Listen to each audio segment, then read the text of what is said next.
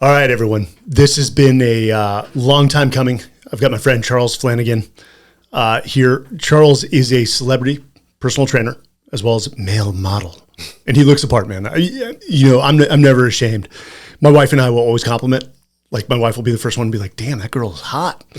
She's good looking." And I'm like, "Yeah, she is." She'll be like, "No, you can't say that." But I showed her, I'm like, "Hey, this guy's coming in. We've been chatting back and forth for a long time." She's like, "Damn." And I don't ever get a damn. You know, maybe she just doesn't want to build me up. That's the way women work. Yeah. That's the way women work. She wants you to earn it. She's all about, she's like, date your wife. When I'm getting out of shape, she's just like, "Hey, I love you either way, but like, work out as if you're still trying to court me." Man, you know what? I love that. I got to meet her. I wish everybody did that. You know, a lot of times we get complacent once we get in the relationship. I got you, and now it's all done. But you have to work out like, you're just now dating. I love that. Like you're single. Like you're single. And she, she jokes. She's like, "I got broken, Mike," because when I started dating her, I was still hitting the gym hard. I was looking really good. I mean, I was doing the men's journal photo shoots. And then the hip replacement, and then like just things started to get out of whack. But I'm getting back there. I've done the stem cell in Mexico, probably going back for another round. But dude, she is that woman. And I'm gonna brag on my wife. I always do. One, she's my best counsel, even when she says the things I don't want to hear. Yep. Is up at 5, out of the house by 5:45, and just hits it hard. And she is the best she's ever looked. And the funny thing is, if you go back and look at her high school and college pictures, completely different woman. Really? Completely. Women get better with age, though. Seriously. As they mature, women get better with age. So can men. Yeah. It's different. You have the whole thing going out now where, you talk about the older, hotter woman. I don't even know if you saw the comparison. They did a picture of J-Lo and then the young lady from Golden Girls.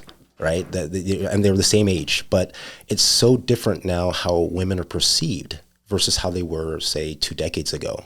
It's a woman older, a woman in her 40s and 50s is perceived as, gorgeous, as, what is a better adjective I can use? But sophisticated. You hear all these things now with the, what's his name? The guy who just got in trouble on, what is it? What show? No, not show. He's got the big trial. Trump? No, that's the good guy. The other crazy guy, Epstein. So you start thinking about all these older gentlemen and all that. You get the connotation of the dirty old man. Yeah. So that's why I'm saying to me, there's a different kind of separation. But no, I love older women are where it's at right now. Well, I think there's an argument to be made here that more women are getting into weight training. Yes, and I love that. There is nothing like a woman with muscle. Mm-hmm. And dude, watch my wife like deadlift like 250 in the gym, or throw up like 145 or 165 on yes, bro. So, and what's even more impressive is she's on Chronometer. I don't know what you use, MyFitnessPal, or if you use any of those. MyFitPal. Literally down to the gram. Literally, if she throws balsamic, it's in there in Chronometer. She tracks everything down to the gram, and all her meals are prepped. And she's a little worried right now because we found out she's pregnant, and she's elated. She's wanted this. We've been trying. I was the long pole in the tent for a while. I had to see a fertility doctor, and I'm not ashamed. Been through some things. My endocrine system with war, which is pretty common amongst my genre of guys. But she's elated. But then it hit her. She's like, "Oh God, my body's going to change." Yeah. And she's like, "I'm willing to do that." And she's like, "I will be back to where I'm at now 6 months after birth." She'll be even better. Yeah. She'll be better. Yeah.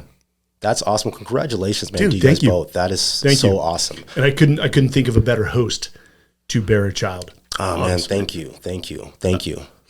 So, Charles, let's dive into your background. And I know this conversation is going to go so many which ways. I got to say something. The one thing my wife and I don't see eye to eye is TV shows. She's a Bravo TV. Yeah. And I know you work in the celebrity arena. Mm-hmm. And she's like, "We just got to watch this. Couple to Thruple. Have you heard of this?" No.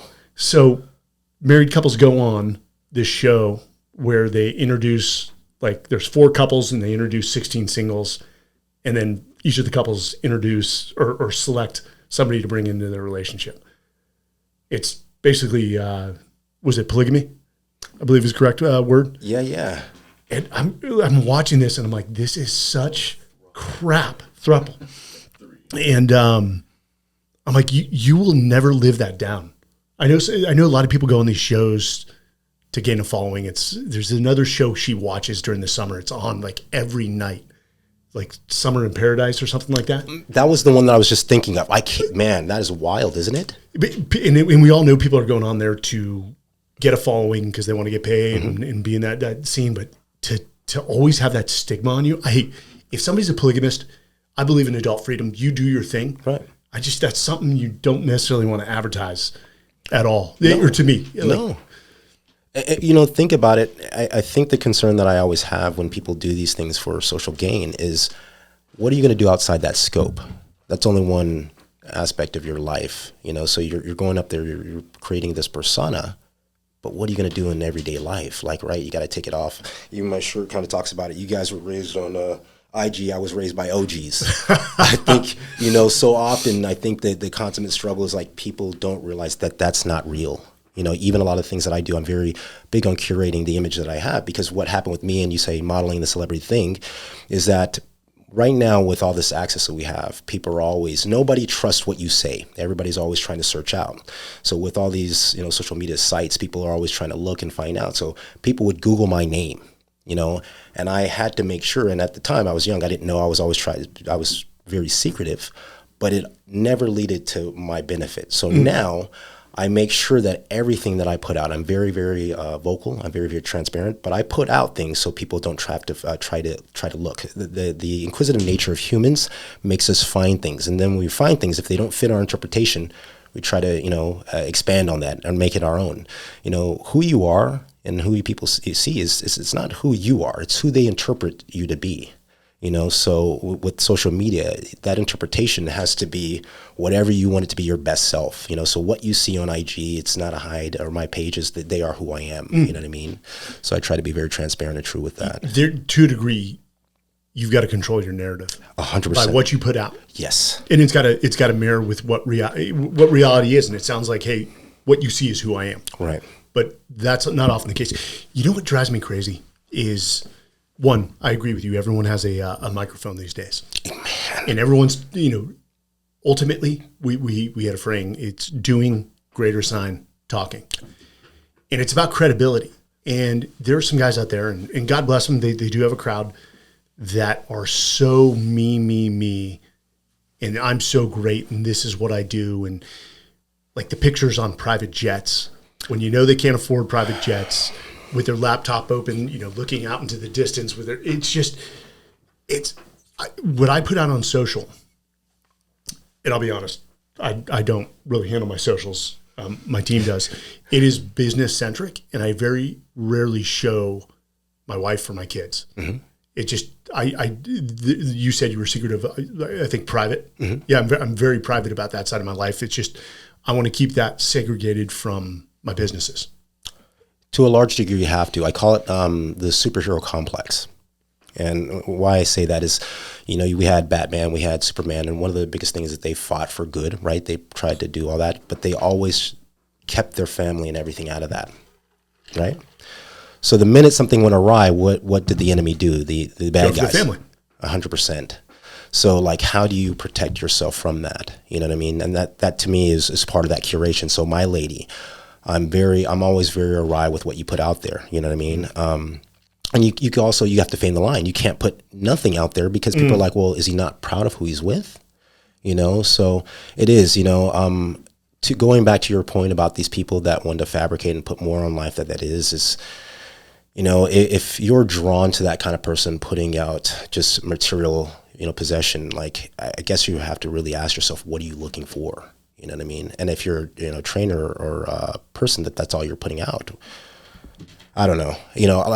I think, with me, I never wanted to look back, or I never wanted anybody, when I wasn't on IG, or when I wasn't on social to look at me and say, man, that none of that's real. Like, I met him and none of that was real, So he was a real dick. Yeah, right. He was a real asshole. Right. Yeah. Right. People often have a hard time because they're like, you're so humble. You're nothing like I thought. You're nothing like I thought you would be, so, again, that to me is everything. Being real. Like, what is it that let's talk less, do more. Yeah. Yeah. I mean, words are cheap. Action is priceless.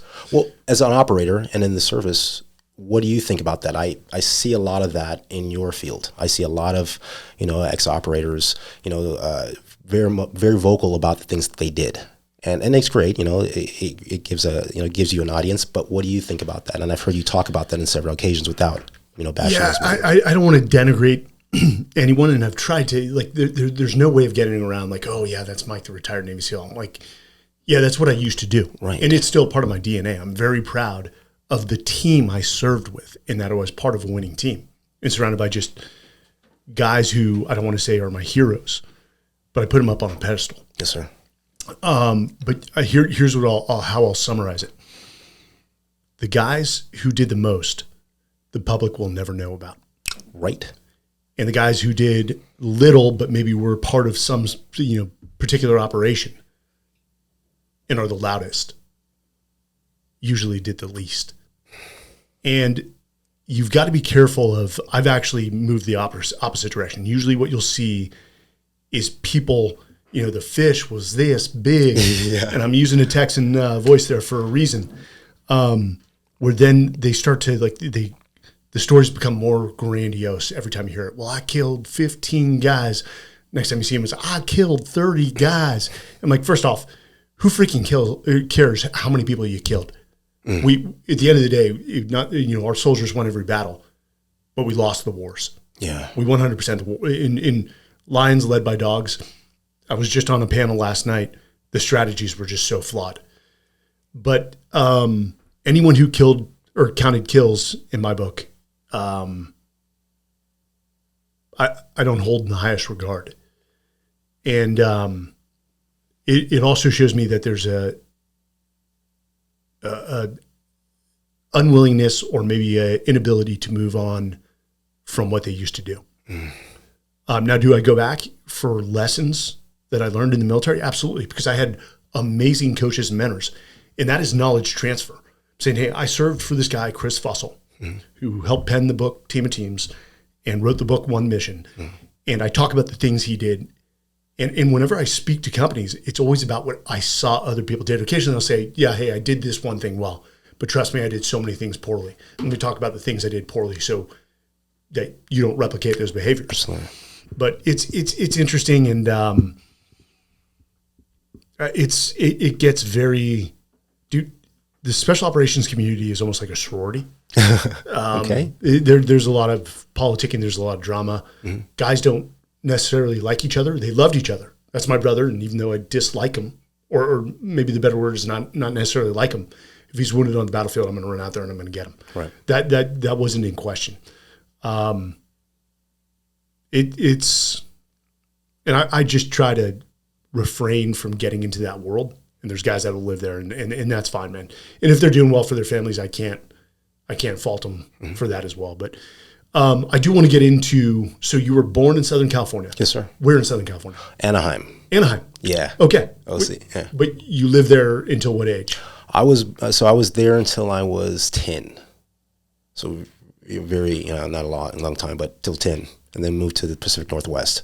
So from Cali, it was an immersion of cultures. From the time I was 10 until I moved to Washington, I spoke Tagalog, a little bit of traditional Chinese, or what would be Mandarin, Spanish very fluent, and obviously English and whatever.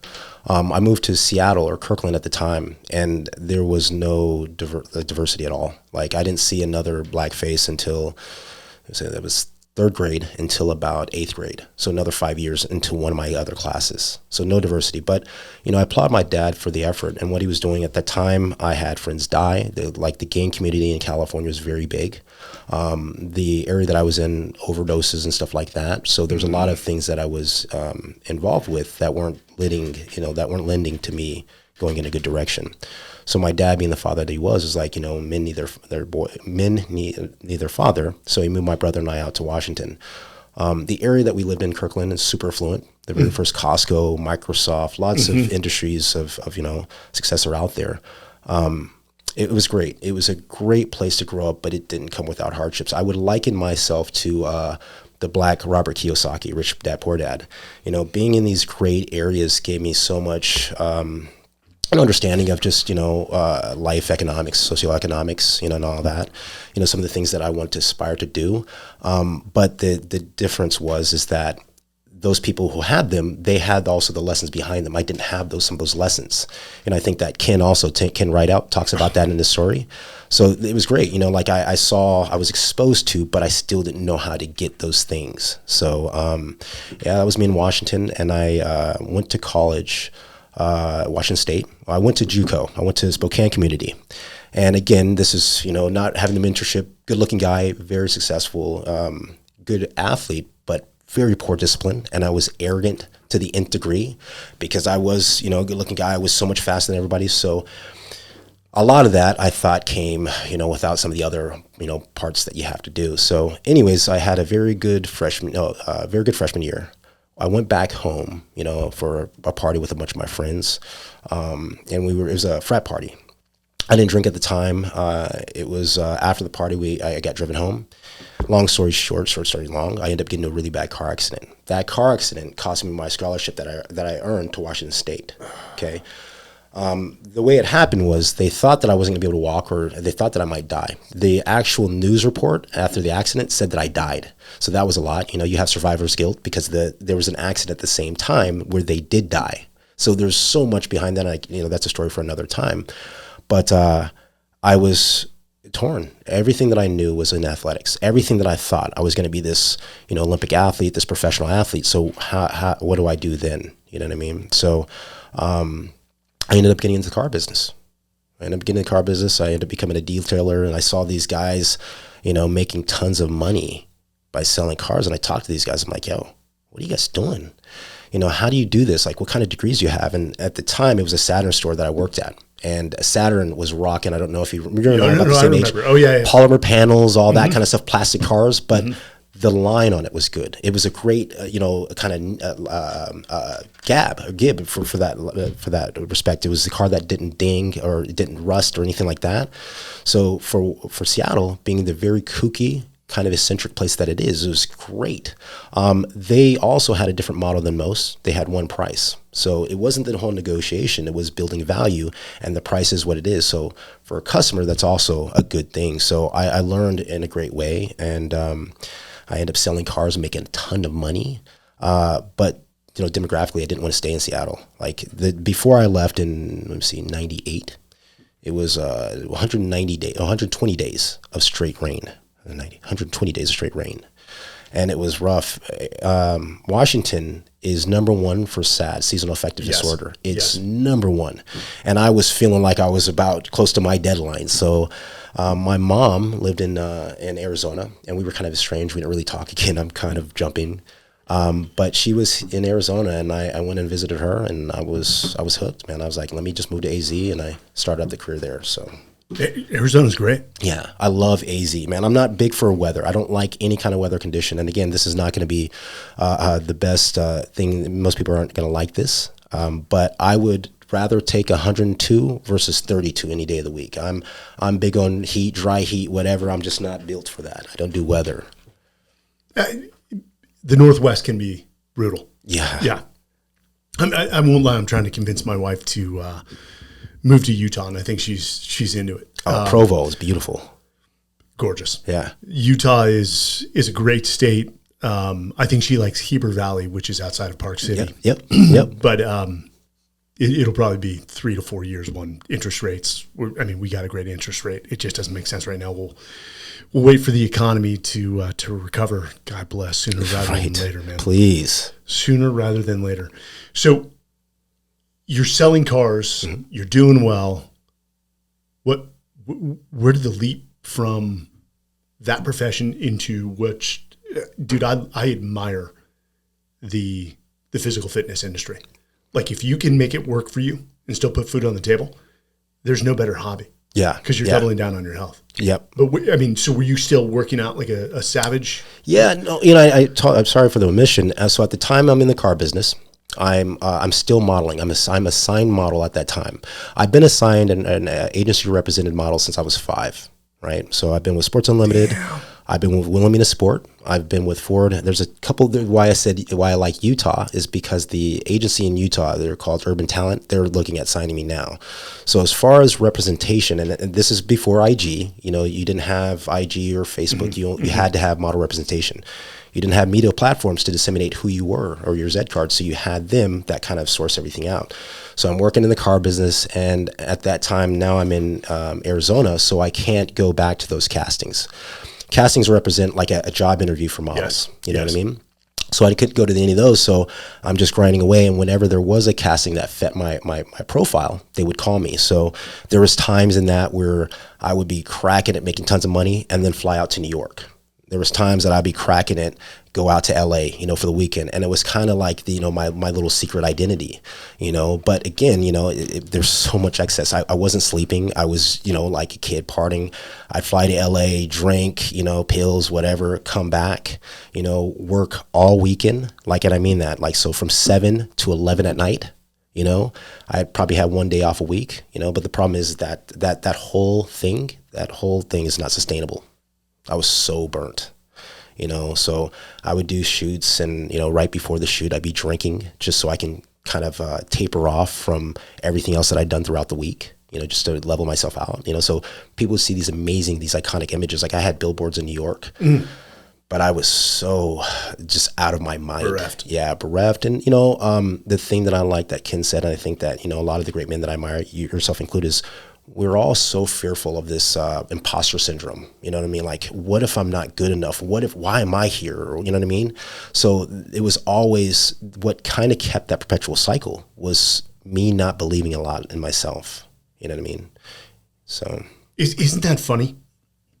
And with, comparison is the thief of joy, but with Instagram, people see these people that the appearance is they're highly successful. And usually those people are hurting the most. Oh, man. So I suffer from anxiety and depression. And that's why you're taking pills to take the edge off? Yeah. So at that point, a lot of these mental health dis-ease wasn't really diagnosable and it wasn't really talked about. My dad has had depression, but at the time, they don't call it that. Yeah, man, I get moods and you just get over that crap, for lack of better words. And once I started getting therapy, I started going through and I started realizing that what my dad was doing is he was suffering from it, but again, it's not diagnosable. At that time, my dad would just, I'd see my dad self-medicate, he'd drink, whatever, shut himself in, in the house for a week, wouldn't be, expressive or whatever. And I started doing those same things and I didn't realize what that behavior was, was from, I would do incredibly well. I would be number one on the board. I was at one point, I was the number one finance director for Infinity in the U.S. I had people come from the corporate office to come and look at me because they're like, there's no way this guy is putting out these numbers without some kind of fraud, right? There's no way. So you got audited basically 100%. Infinity. Yeah. And so that stressed me. So that made me drink even more, because it was like, oh my gosh, they think that I'm so good. Like, how am I going to keep this up? How am I going to keep this up? So the sustainability of performing is also a driver, to some of those, addictions, like I can't keep this up, I can't. In the book, and I know you read the book, it was to talk about we're all in the pursuit of balance. Yeah. Which is a total mirage. Yep. There's no one is ever 100% balanced. It's how close can I get to a manageable, sustainable lifestyle. Mm-hmm. High performers, and I remember it was Terrell Owens. When I asked him, how did you stay balanced while you were playing in the NFL? And he's like, it's almost like, was it Irving? Who's like, practice? Yeah. We're talking about practice? He's like, balance. And he just gave me this, like, are you freaking kidding me? Look, like, balance? When you're in the pursuit of greatness, there is no fucking balance. Yeah. And I'm like, he's 100% right. And we talked about this before we started recording. Everything I've done that was like truly a lofty mission or goal totally threw me out of balance. Yeah. And usually health is the first to go. Right. For me. Clearly not for you, dude. So why I said the byproduct. So depression, anxiety. I'm always so worried about everything. Even this. So this whole week leading up to this, you and I have gone back and forth. I've vetted you. I've read every book. Every podcast. So just that alone caused me a tremendous amount of stress. My workout schedule these last 3 weeks has been: I wake up 3:30. I do an hour of cardio. I do my isokinetic, all this stuff with the vest that I got you in your missus. You're going to talk about this. This thing is awesome. I love it. And then I'll come back home. I'll start my work day, which will be so that's my hour, 3:30, 4. So now we're at 5. 5, I'll, start going through my online routine, start going on my work, handling my clients. I do that till about 11. How many clients? I have 7. But I also do executive recruiting. I recruit for the cannabis space, CPG, fintech. Yeah. So not like you, not as high as you, but I'm in executive search as well. That's part of the new venture that we talked about. We said that, what was the terminology that you used where you understand everything that it falls out of line? We just talked about that. We start to get everything, it, and then the Dunning-Kruger effect. That's where I'm at, because I was recruiting in real estate and I was a rock star. Now I'm back in CPG, fintech, private equity. I'm so outside my scope. Yeah, it's iterative though. With each search, you'll pick it up like a pro, and you'll get humming. And everything is time. You know what? Right now, there's a lot of humility because my boss and my mentor, who's awesome, and what you said, I completely agree to. I think one of the biggest things that a lot of men, lose sight of or they miss is having a mentor. Like if you don't have one, if anybody hears, if you do not have a mentor and you're struggling or looking or striving for direction, find a mentor.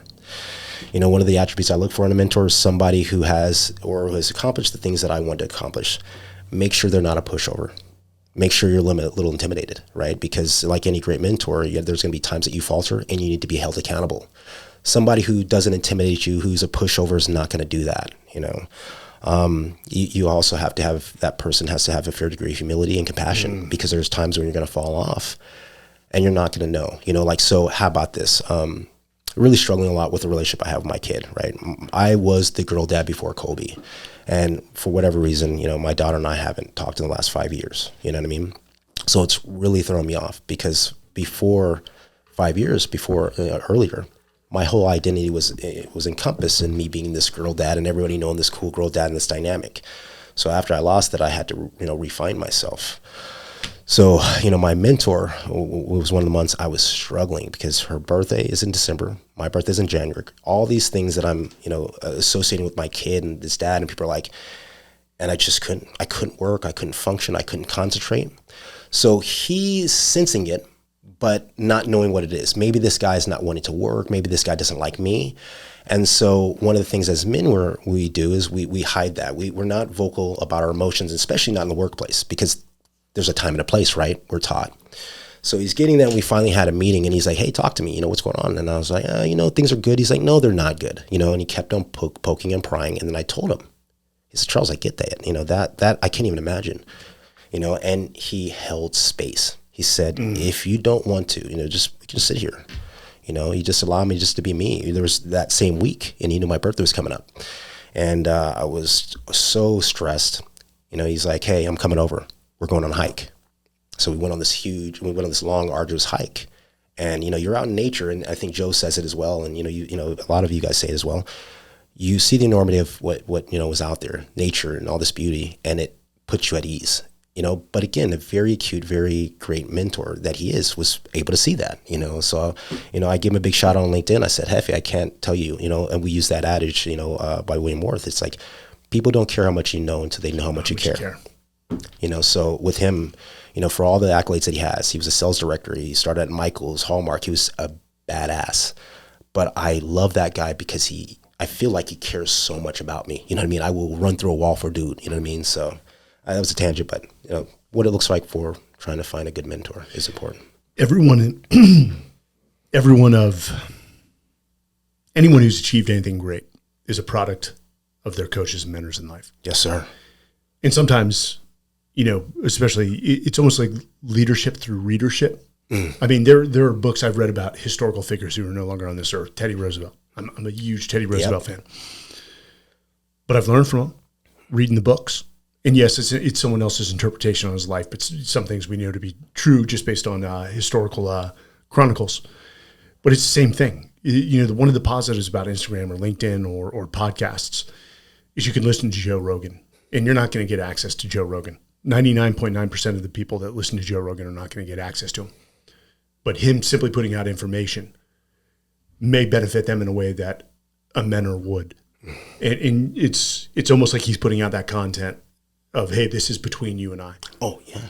And he's phenomenal. But I am going to say thank you for sharing this situation with your daughter. I think one of the reasons I didn't push the book, The Everyday Warrior, even though it did hit number 84 of all books, is because it ended up in the number 1 in the category of fatherhood on Amazon. And, it's probably time for me to set the record straight here. I've got a beautiful 20-year-old. Well, she's about to turn 20 March 13th. And I have a beautiful son who's about to turn 16 on February 28th this month. And there's a lot of baggage there. Some out of my control, other things within my control, but a lot of parental alienation on the other side. And they live in Virginia Beach. And they were supposed to move to Texas, and I don't want to get into it. But my wife now sees and knows that there is just this guilt that I have not been in their lives more. And some of that is by design on the other side. I've been denied. I mean, I took my wife out to meet the kids 3 times to Virginia Beach. We flew out there 3 times. And she sat in the hotel room waiting for my text to, meet at a location and meet the kids. And the other side wouldn't let it. My kids were not at my wedding. And I'm trying, I maintain contact with them and through text and an occasional phone call, basically when they need stuff. And that's fine. That's the nature of kids. Hey, I need money. I get it. Hey, could you call me just when you don't need money? Mm-hmm. Tell me when you're struggling with something. And my son and I are connecting through physical fitness. So now he's like, I want to lift. I'm like, great. There's no better hobby, not hobby or passion that you can carry throughout your life, like lifting weights. And of course, I'm like, hey, do it smart. It's one step at a time. Right. Don't look at what other people are lifting. Make sure you're lifting with proper form, so you maintain your shoulder joints, your knees, your hips. Yes. But he's, and a part of it is I know with time they'll wise up to certain aspects of why I haven't been in their lives. Right. But, I talked to Dave Bautista, and Will was with me. We went out to Tampa, and he hasn't talked to his daughter or daughters. He hasn't talked to, I think, his daughters in like 5 years.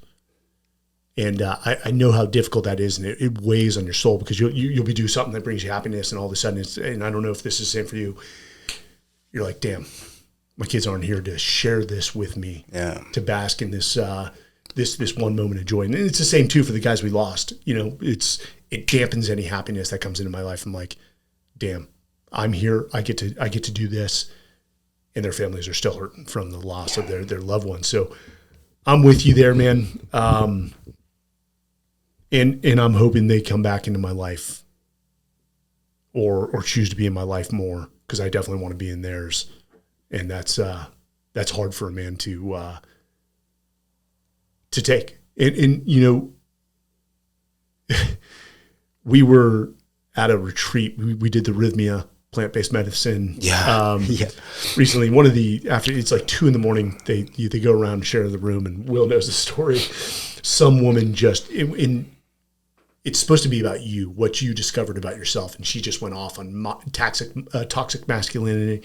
Toxic masculinity, and you white powerful men in this room, you're killing the earth and capitalism. And I was standing next to a guy named Shep Rose, and I'm like, where the is she going with this? Facts, yeah. And all the guys left. And I said something the next day to the crowd. I said, hey, when we debrief, could we focus less on the external and more on the internal? And I laid it out, and all the guys came up to me and said, thank you. You talk about depression of men and this whole, thing about toxic masculinity. It's like guys like Epstein. Yeah, that's toxic masculinity. Absolutely. But there's also toxic femininity. That's never discussed. What about divine masculinity? And when you look at it, and you've seen Jordan Peterson is like the genius of our time. Oh, he's brilliant. And I know some people don't like him. That's fine. don't listen to him then. But when he makes points, they are backed by data, and he has a unique approach. And one of the things he talked about when he was doing an interview, and I know you've seen this clip where they're talking about toxic masculinity, and he's like, let me stop you right there. The fact that men are the ones that go to war.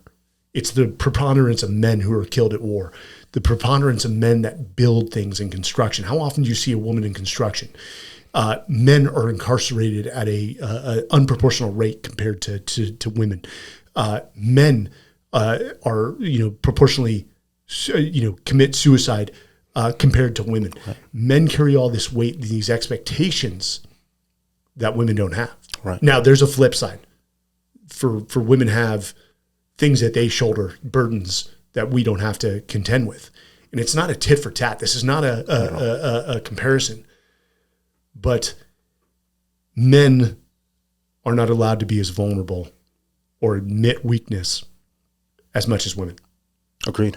That's sort of my opinion. And I don't want to paint in broad brushstrokes, but yeah, that's still, I think we're coming around to vulnerability and how that is a masculine trait to a degree.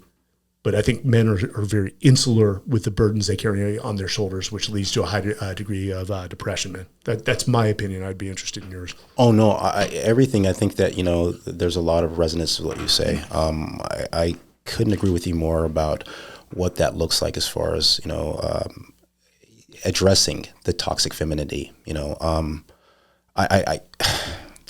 why, and I want to tell you, I appreciate your transparency with telling me about your relationship.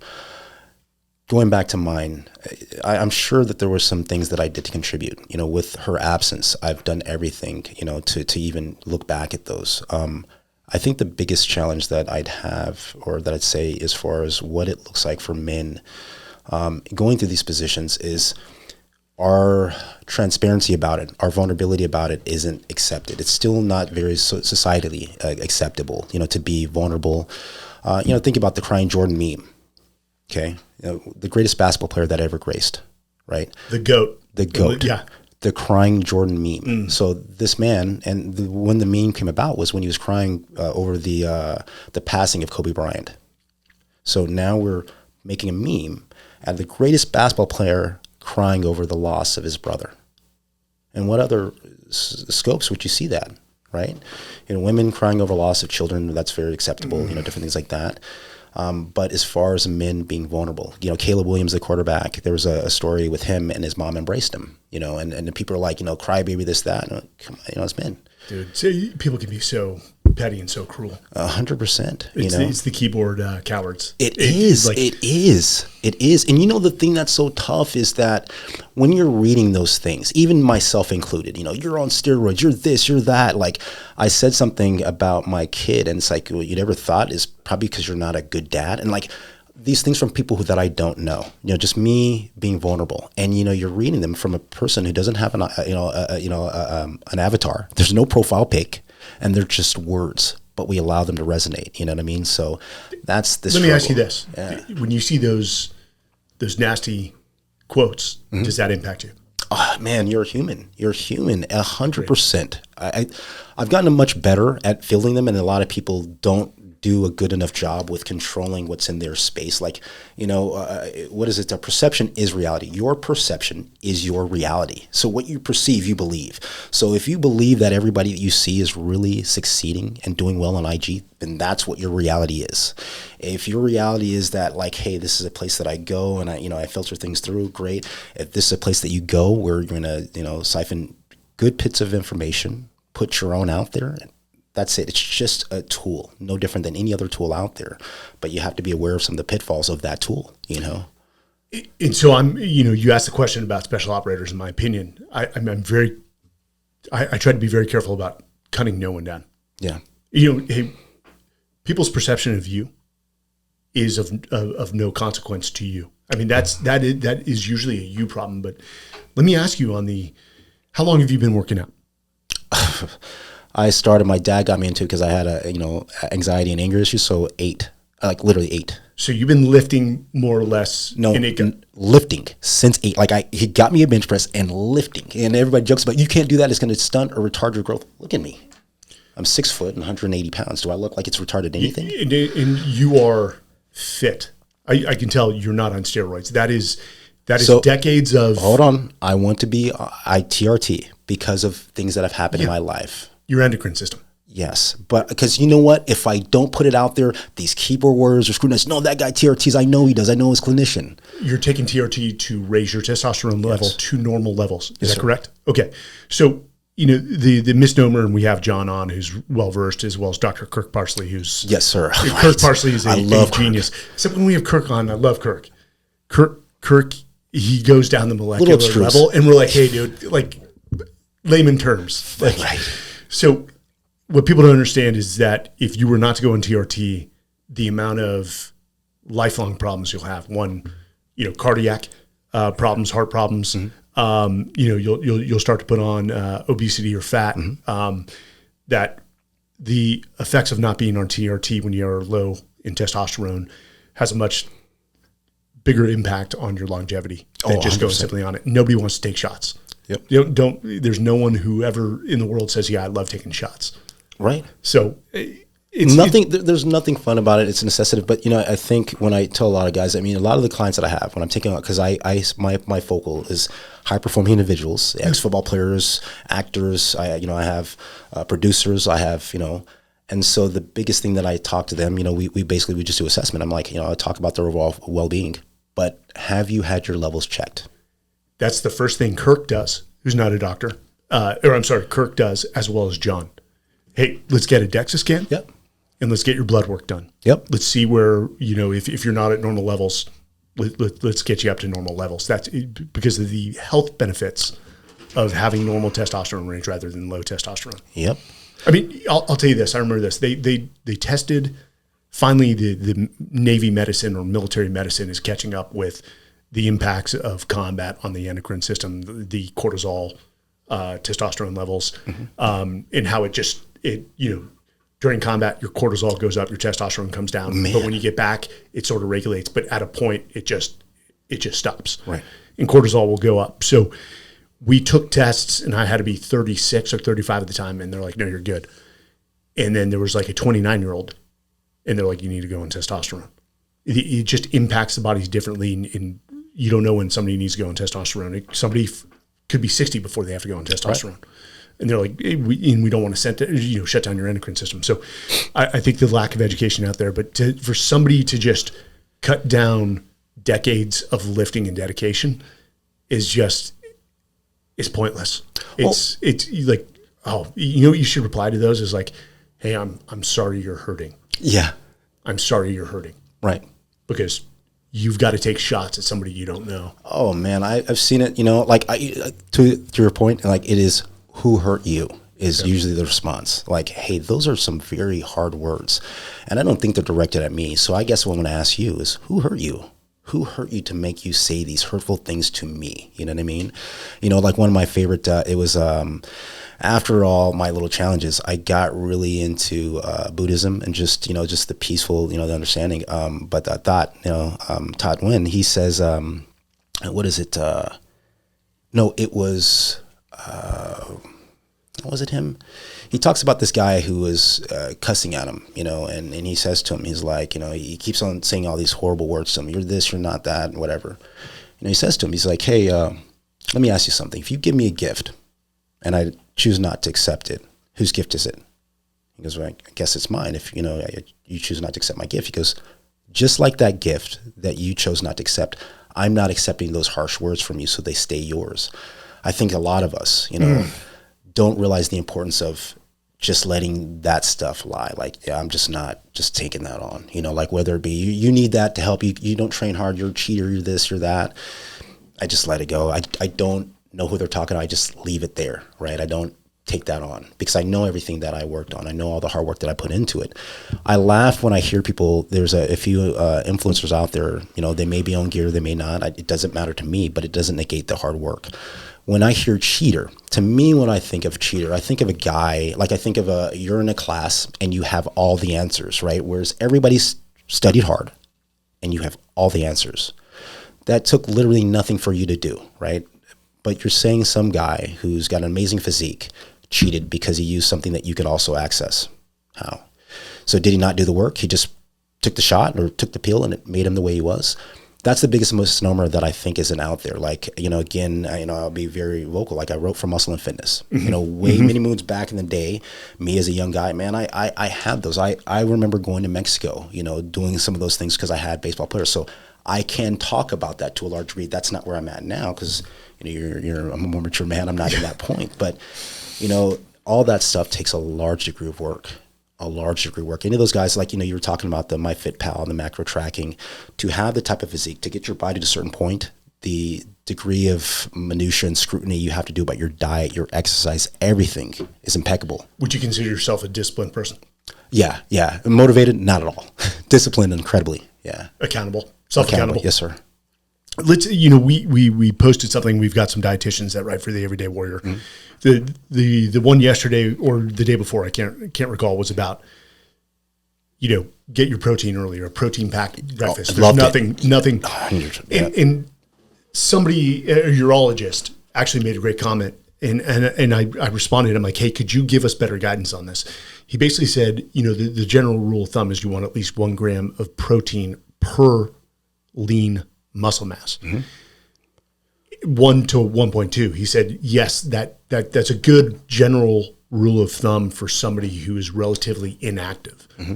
But for active males, they need a higher degree of protein grams per lean muscle mass. And he said, especially for aging men, 40, 50, 60, they need a higher percentage of protein. And I've asked him, and hopefully he'll reply. And you see right there, 0.8 grams is the minimum recommended. And this hit me because, one, we had a great, she's gold. Dr. Gabrielle Lyon. I was just about to, Gabrielle, yeah, I'm following her. Yeah. Muscle-centric medicine, which she said, muscle is the biggest organ in the body, and it's the key to longevity. Mm-hmm. What we all know is we age, it's harder to maintain that muscle mass. So where are you on grams of protein per lean muscle mass? So I'm a little bit higher. I'd say about 10 grams per body. But one thing that we didn't talk about the advocacy is intermittent fasting and where that comes into it. Because you talked about making sure that you try to get your protein in early and often. Where I'm at and where the challenge is that, eating in itself and the whole act of, how we regimentally eat is very foreign to me. For a long time, I was that guy, 3 to 4 times a day, but it's not functional for, certain high performers. So I went back to like kind of the ancestral complex, right? Where, we'd be back in the Paleolithic era. You had to, forage. I think John talks about that too. Mm-hmm. All the activity and output that you had to do. That's why I told you my day starts with the activity and output. To me, the fasting is not only aesthetic, it's also cognitive. I find the longer I fast and the more I restrict my body, the more I feel my body, more mind-muscle connection. I've gone into you feel clarity in the mind. Oh, man, yeah. But you have to get used to it. Initially, when I started intermittent fasting or caloric restriction, it was hard for me to function. You think about it, like when you get wired or you get connected to a certain pattern of eating or thinking or whatever that is once you have any deviations, it's a challenge, right? So think about all of us, back in the day when I was in the car business, when 12 o'clock hit, I knew I had to eat. Like my body was telling me because of all this processing, all this, constant repetition. So how do you function? That was not me dictating my wiring. That was societal wiring. So I had to reprogram it. And that's more or less going back to primordial and ancestral living. Like I only want to eat when the activity's done, and you'll know because your body will truly be hungry once you get the output, right? Because then you have to put back the energy. And that's all that food is. I think, a lot of us high performers, I don't look at food as, as fun. It is just purposeful. It is just fuel. When people can make that sort of paradigm, that thought paradigm shift, that food is merely a fuel source. Man. And I understand there's foodies. And who doesn't love to go to a great restaurant where, everything is in butter and it's just amazing. Right. It tastes amazing. We all want that. But for you fasting, two things. If you're up at 3:30, how much sleep are you getting at night? What routine? Are you going to bed at 8, 9? Yep. 8? Yep. So we're the same way. We are 7:45, usually starting to get into bed. That may change with the child, but we're going to do our best to put yes, sir. that kid on a schedule. That part. Yep. So you're in bed at 8, up at 3:30. What is your fast period? I know you said 3:30 you're working until when do you have your first meal? Noon to 1. Noon to 1. Yep. Amazing. Mm-hmm. Every day. And then how many meals between noon and 8? So that's where it's different. And I always try to really make sure I explain this to people. When you're looking at caloric intake, it's not per, at what point or what hour, it's per day. So if your consumption point is 3,000 calories per day. If you get it all in one meal. And again, a lot of people talk about that, but if you think about digestion as a process, it's a very laborious process. The body has to sort, break down, compartmentalize, whatever, right? So you don't want to have your body doing that. The fastest state is the best state for the body to be in because it allows 100% recovery. Fed state is not always our best state. So you're allowing your body to recover for a longer period of time. It depends on certain times I have. Intermittently, I'll go to a 12 to 13 hour fast. And then every 2 weeks, bi-weekly, I'll go for a 72 hour fast. And eating nothing. Eating nothing, just water, fats. So I get keto. I have MCT oil. Because again, I want to, all I'm trying to do is bolster the efficacy of that synergy from my body being in that fastest state, sending all those neurochemicals and all that stuff to heighten my focus. When you're not like that, your body's like freaking out. What's going on? There's nothing, there's no fuel. So then your brain has to kick into overdrive. You feel everything. You're connected to everything. So, okay. You said every 2 weeks you'll do a 72 hour fast. 72 hour fast. Mm-hmm. Water? Are you putting the MCT oil in the water? Or MCT oil will be my coffee, my morning coffee. So you are still having caffeine? Yep. Okay. Specific type of coffee? Any type of coffee. I usually have black. I'm lactose intolerant, so I'll use an oat milk or creamer, but that, and I'll have an MCT oil. So coffee, water for 72 hours. Mm-hmm.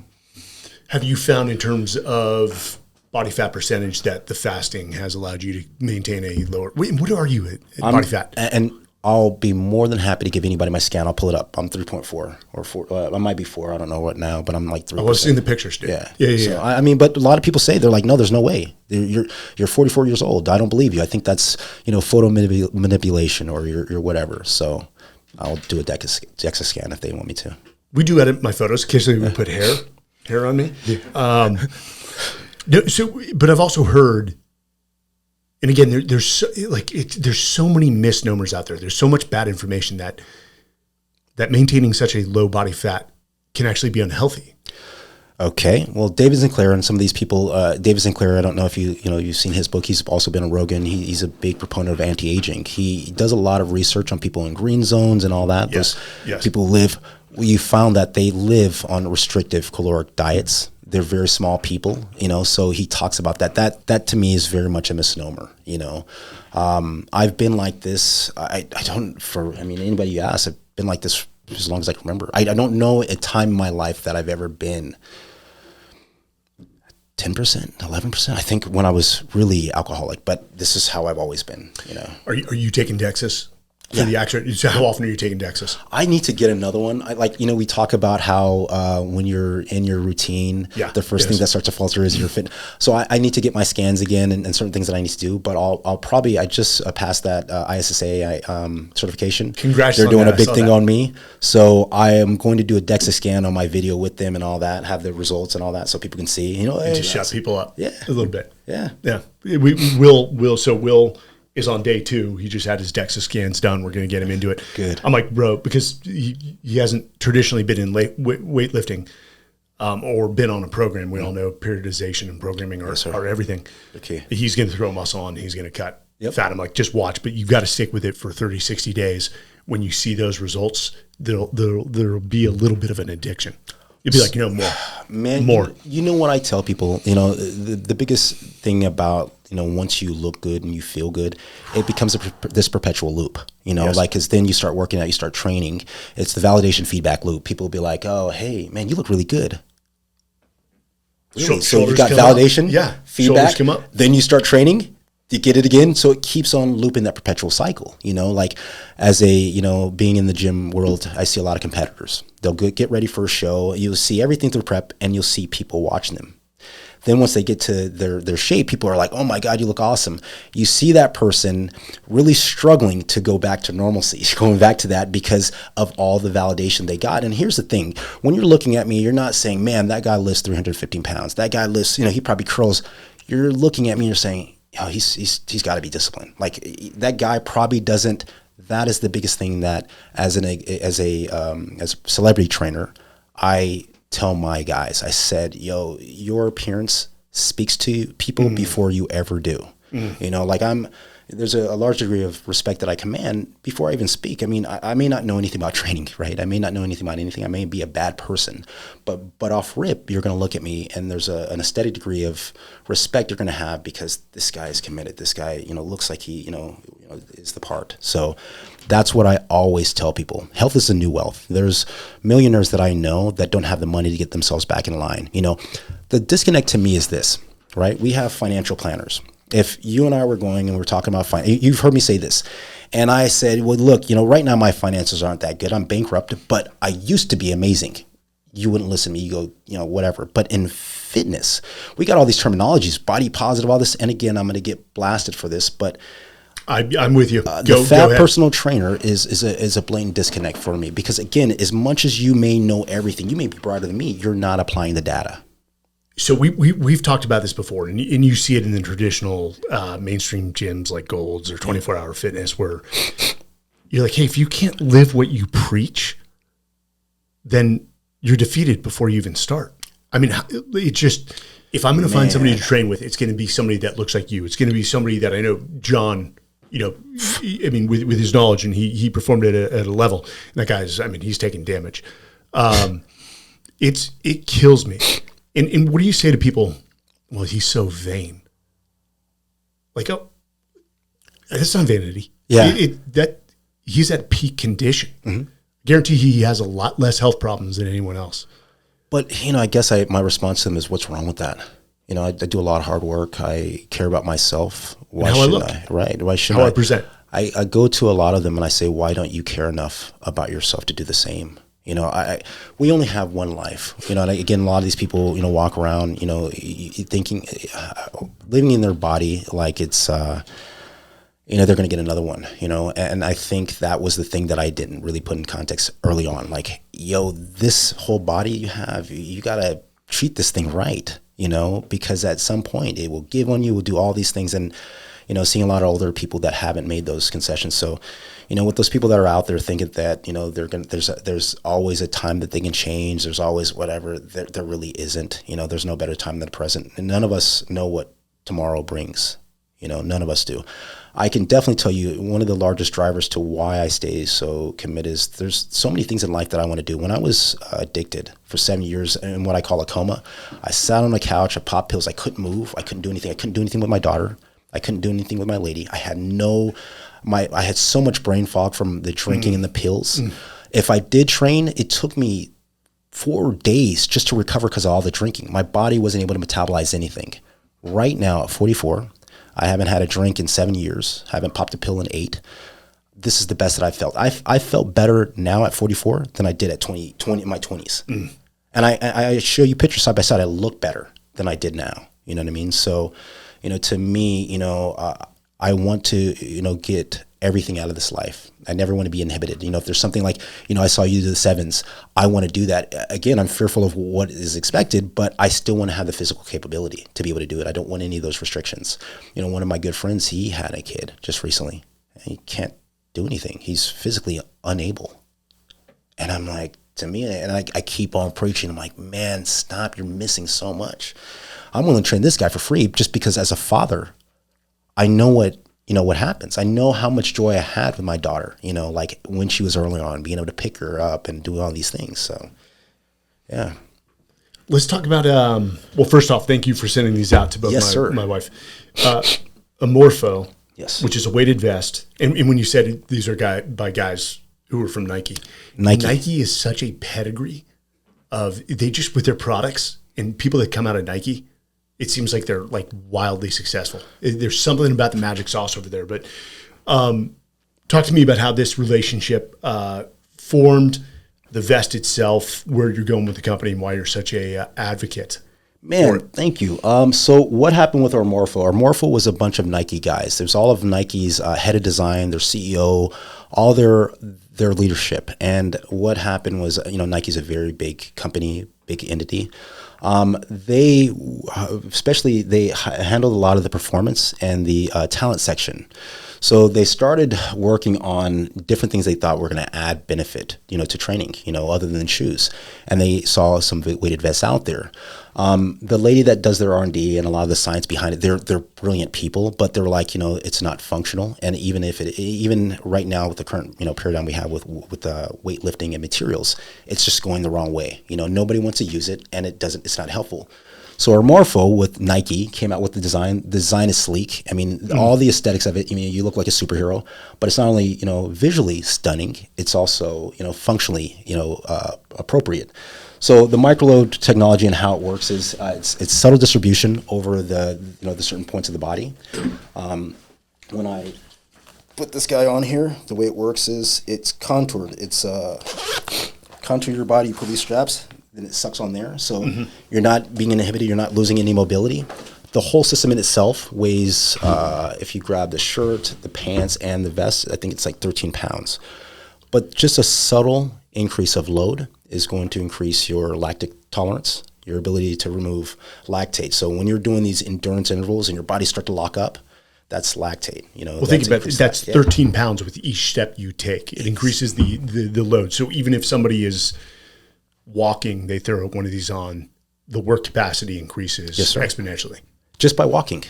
And again, it's simplicity, like they made them very stylish. The whole thing about it is it should be something that you can do on your day-to-day. So I'm here on the podcast wearing my vest, and just this in alone, is helping me burn calories. My NEAT score, your Yes. Yeah, sorry. Go ahead. Non-exercise activity thermogenesis is what NEAT is. So you see a lot of lean people and how they're lean. They're always fidgeting or doing things. That's thermogenic activity. Like even me sitting here just moving around, I'm burning calories. And you said you'll wear this throughout the workout, whether it's back, just traditional, cable rows. You're wearing this thing. Everything.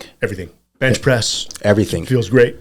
Bench press, so like a chest day, I'll do my bench. I'll do all that. I have videos where I'm wearing it. And you see that. Then I'll go over and I'll jump and I'll do a bunch of dips as well. So I'll get that in my superset. I literally do, incline bench press, go over and do dips, back and forth. Will, you're going to have to take the woman's small. You knew that was coming. We'll get you one. That's Jordan's. She's already claimed it. I mean, it just looks like an amazing product. And again. So to show you how well the product's taking traction, Omorpho, you guys did awesome. They just got, they're in all of Dick's Sporting Goods. They got a national contract with Dick's, right? Half of the NFL has them. All of, I think they're solidifying the MHL, the baseball contract. MLB, sorry. Okay. NHL, they have I think a fair percentage of NHL guys, and I'm excited because they just went over to my home, which is USATF track and field. So a lot of athletes. Michael Johnson, the GOAT, he has picked it up for his performance center. God, that's a name I've not heard in a while. Get out of here, man! We're Texas. You cannot be a Texan and not know who Michael Johnson is. I know who he is. I mean, the golden shoes. He was just man, USA. Yes. USA. Man, he's such a dog. I love Mike. But we got a lot of great names that behind the brand, a lot of great football players and all that. So, when you have professional athletes that get behind it, it says something about the process itself. Well, I mean, the weighted vest industry is not new. I think where this, and I'm not tied to the company whatsoever, where I think this excels is most weighted vests are traditional tactical vest. You throw the plates in it. Yes. Can you do bench press in a traditional tactical vest? Yes, but if you ever feel where the plate stops on your back, you can feel it. When we threw those on, you're not all that maneuverable. And they've gotten more high speed, but the fact that they put the thought into the design of this not restricting other actions is pretty smart. Well, running resistance running is a huge thing, and how are you going to do it? Back in my day when we were running and training, we used to throw leg weights on, and you do that, it puts so much torque and strain on your joints, So this is the evolution, and I wish I would have had this. I remember going through. Do you remember the calf shoes? We had those. You remember those, the jumping shoes? That was like the 90s in high school. The guy, like with the basketball players walking those. Yeah. Do they still have those? You know what? I was on eBay looking for them because you remember the gimmick behind that was you spin all your resting weight on your heels. So if that was, traverse to your calves, you would be able to jump out of the gym. But I don't know. I don't know if I got all the benefit from that. I just know that there's so many things. I know the company before this that I went, I'm not going to say that I don't want to bash them, but they were also, weighted vest. But I didn't find them to be very ergonomic. I felt like them to be too heavy. And then when you started running, you had too much front load. It would move around. This guy doesn't move around. Like it literally feels like it's on your body. You know what I mean? Let me ask you this. So you said 13 pounds. Yeah. 13 pounds? 10. Yeah. Can you get higher than 13, or what was the method or design behind 13? Did they find that to be just the perfect sort of... A lot of nuance and a lot of science behind it. Mm-hmm. They were trying to push it to the point to know a biomechanical breakdown. I'm trying to think of the test, and I'll have to see if I can get you the site, but what test they were trying to conduct. And they weren't trying to lose any of performance value. So I think that they were trying to push the threshold of where we can go and not inhibit performance. So the rest of the suit does come with other components. Like there's a jacket, there's a long sleeve shirt that is a weighted shirt. I saw that, as well as pants. And they're pants. So that actually distribute the weight rather than putting the weight on the ankle. Yeah. Exactly. So as a runner like Ken or, performance athlete, you and myself, if you were doing that, just a little added load, you notice it. You notice it when it comes off more so than when it's on. On race day. Yeah. Oh, yeah. Man. And that's or when you hit the football field or baseball, whatever it may be. Mm-hmm. That's, yeah. Well, dude, I mean, did they contact you or how did that relationship? So how that worked is funny. I was on LinkedIn and I saw a post and I saw it from, I want to say it was something like, may have been like that. It was more or less just kind of anecdotal. Yeah. And so LinkedIn, and people don't realize this, that's where the decision makers are. So if you're an influencer, quote unquote, and you want to connect with the brand, you're not going to go on IG. IG is not going to have anybody you have access to. The decision makers are all made. LinkedIn is the hunting ground. Trust me. IG... Yes, for multiple reasons. I went and I found the COO. I want to know who the chief operating officer is, right? I want to know who's making decisions, and I wanted to propose to him. I said, hey, I've been a Nike model from the time I can remember. I would always go to Nike and do shoots. They're casting. Whenever they do, if you see all these guys that are on there, those are all models from Sports Unlimited, except for that guy. That's DeMario Thomas. Yeah, yes. Right? But all these, for the most part, are models from Sports Unlimited, my agency. So I said, hey, guess what? Yes. You don't even have to use them. And I got you. Product. And I said, not only that, what I want to do is I want to start disseminating information about your product on LinkedIn and other platforms. I'm a Fit Over 40, Flanagan celebrity coach, and I think this would have tremendous value, right? So that's it. And I absolutely love the aesthetic. The tights are very interesting. Oh man, I love them. I love how them. How much weight in those? They're 1 pound for the women, and the guys I think it's about 1.6. 1.4. And to anyone listening to this, they'd probably be like, that's not much weight, but you can feel it. It's definitely noticeable. It's noticeable, but it's not restrictive. Like you can move, but you're like, yeah, I feel this. And you feel fatigue. Yeah. Yes. Yeah. But it is, it's really nice. It almost feels like a second skin. Mm. Yeah. So anybody looking at it, I would definitely encourage it. You'll notice the impact of your performance. I'd say, if you use it, like very, consistently for about 2 weeks, you'll notice it afterwards. Amazing. Mm-hmm. Well, dude, what's next for you? Just continuing to build this business? Yes. I have a book coming out where more or less, I talk about this, the suicide survivor. I'm writing my book, talked about, I've struggled with suicide and, almost contemplating it more times than I want to talk about, but it's like what I did. I think when you have, mental health dis-ease, it's always a thing. It's a dis-ease that you have. You always fight it. But what did I do? My suicide survived. What did I do to get myself out of that? And it's just the framework. Like, I'm not an amazing guy. I'm just a guy, but there's going to be an amazing guy who's going to pick up that manual, and he's going to, be lost along the way, and he's going to get him back. So when I put out the both books, there's always this like you're putting yourself out there. Do you have that feeling at all? You know what? I did. And then I read The Everyday Warrior.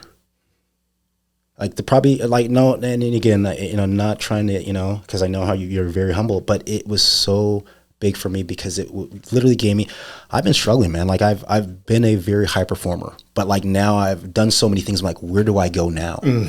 So I read a book from, a 10-year operator, right, that had some similar struggles, and he was very directed at it. And he was very calm in the assessment. He also talked about the fact that it's a natural part of the thing, and nobody ever told me, like, I got to fail. So it's okay to fail, and you talk about that. So it really what made me do everything. I reached out to ISSA. I started writing the book. I got the framework. So now I just got to put everything in order. That's why this was important to me, Mike. Good. Well, it's going to impact a lot of lives. I'll tell you what. When you were ready to release that, because books release on Tuesday, we'll have you back on the content. Send me a pre-copy. Yes, sir. At least a month or two in advance, so I can read through it. We'll have you back on, and we'll help promote that book. But we'll dissect it to the point where, even when you dissect a book on a podcast, you're still not. It's not the same as reading the book because the amount of detail. We can only talk about so much in an hour. So when that book is ready to come out, let me know. We'll have you back on the podcast. Yes, sir. Where can people best find you? Do you have your own personal website? I don't have a website yet. Or you're going to have to get that done for the book? I have to get that done for the book. So I guess IG, LinkedIn, Facebook. What's your handle on Instagram? IG, it's Charles_J_Flanagan. My moniker is Professor X, but I'll be changing that. That's so dumb. We'll put that out. Go follow this guy. Amazing story. I can't thank you enough for taking the time to fly out from Arizona for this podcast, man. I would do it all over again. And I look forward to reading this book, especially with the amount of vulnerability you're going to share with people, which is brave. That is bravery, and that is courage personified. Thanks, man. Thank you, Mike. All right. And for everyone else, appreciate joining the Men's Journal podcast. Again, remember, go to whatever platform you listen to, leave a review. It helps us out. That's how we learn. Unless you're going to be a total raging, then keep it to yourself. Perfect. All right, guys. Thanks for joining us out here.